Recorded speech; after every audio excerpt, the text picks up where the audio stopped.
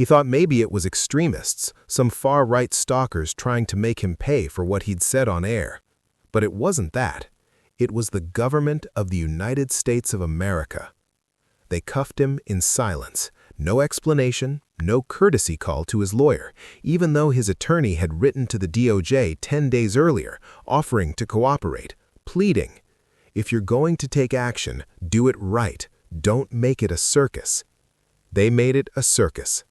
They dragged him through the lobby, past stunned guests, and took him into custody, not because he committed a violent act, but because he recorded one.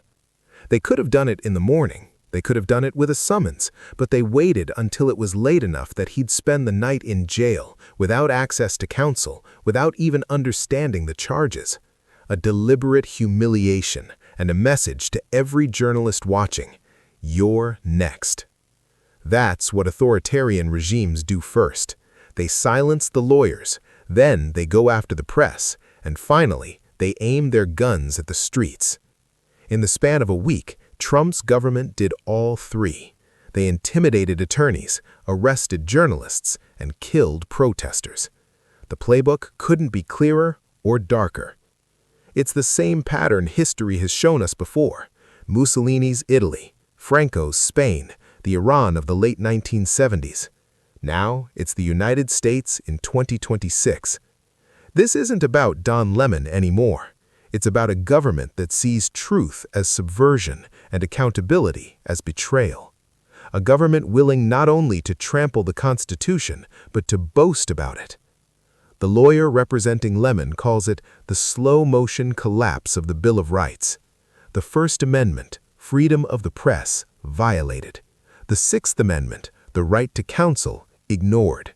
And the Justice Department, once a guardian of the rule of law, now functioning like an arm of Trump's political campaign. And what's most chilling is the method.